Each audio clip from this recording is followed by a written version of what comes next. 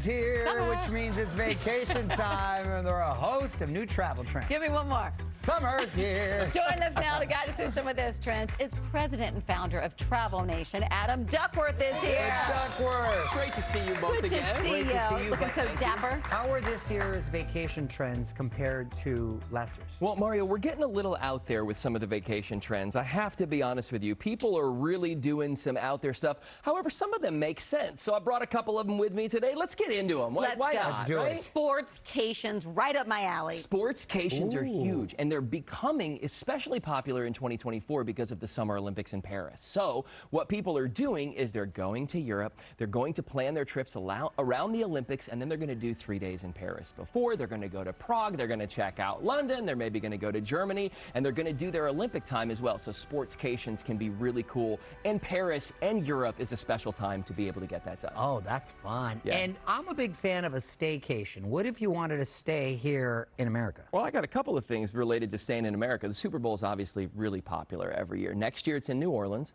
Why not spend a couple of days on Bourbon Street One of my before you go favorite to the towns. game? Total party town. Also, one of my personal sportscations, and I will tell you, you probably don't think this if you're looking at the guy with the fancy blazer, but every year, me and a couple buddies go to WrestleMania, which has become What? a sportscation. Yeah, I know. Isn't it Wait, great? have I not seen you, Duckworth? I've been You're going there. I'm there too. Well, Lopez, this year in Vegas, look me up, because All I'll be right, there it's 41. on. Oh, You the better last believe it's it. on. I got an idea. You two can go on a buddy moon. What is this I'm hearing about? Well, listen, this one's a tad bizarre. Kit, I got to be honest with you when I heard this one. So this is where couples will get married and then ask their friends to go on their honeymoon with them.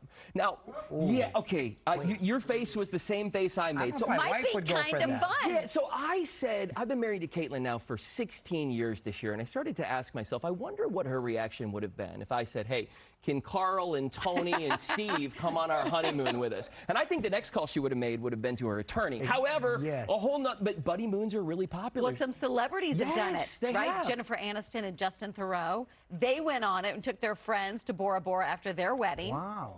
And then Miley Cyrus and Liam Hemsworth took their close circle to Montana on Wow. a ski trip. They did. Look at Listen, that. I don't think I would want it, but I'd like to be invited to one. I'd go on one.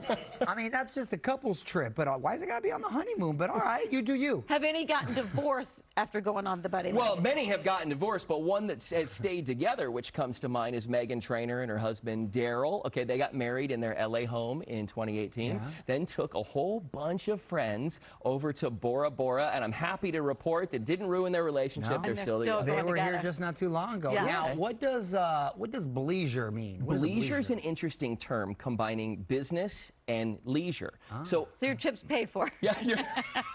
don't tell the boss. Don't tell. Don't tell the boss. However, after COVID happened and people started going back on business trips, because, you know, business travel took a long time to come back. Conferences, meetings in different cities. But once it did, people were taking advantage of it. Going to different cities, specifically like London, okay, doing a business meeting in London and then going out and seeing so many of the sites afterward. London is a sightseed-filled town, as we know. And so people would bring their friends or bring their family with them and do some days in London afterward. Tokyo, another big spot. Tokyo is where a lot of business meetings happen. And sure enough, how much culture is in Tokyo to experience before or after your trip? And lastly, of course, New York's a big spot to do business meetings and business I do travel. a lot of bleisures there. You We do a do. lot of bleisures I do there, a lot of right? My Weren't you all favorite. just there? Yes. just It's went like there. just the piggyback on the business trip. And there. I sign everything to Lopez 317.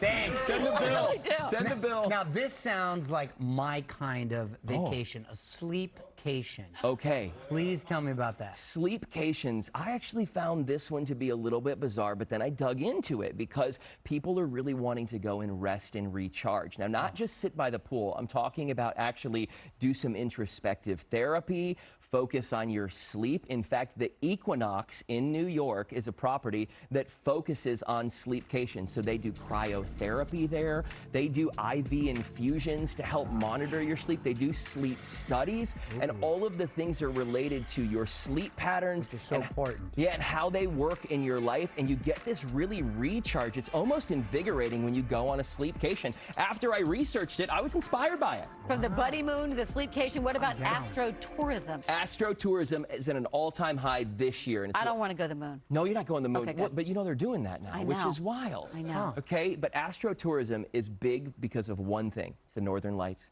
Oh. Did you see a couple of months ago all the pictures on social media of folks who were in the U.S. and got lucky enough to see the Northern Lights? Well, there are destinations where these shine brighter than ever before. And scientists are saying this year is the best year in 100 years to see the Northern Lights. Oh, look at that. I don't know what scientists said it. However, that's what they're saying. So I'm going to sell it all day. That's actually cool. Let's go with it. Let's go with it. So Alaska, Norway, Iceland, really hot spots to see the Northern Lights. That's why astrotourism is really hot this year. How great is Adam? No notes. You He's came just in as hot, unbelievable. Duckworth. I like it.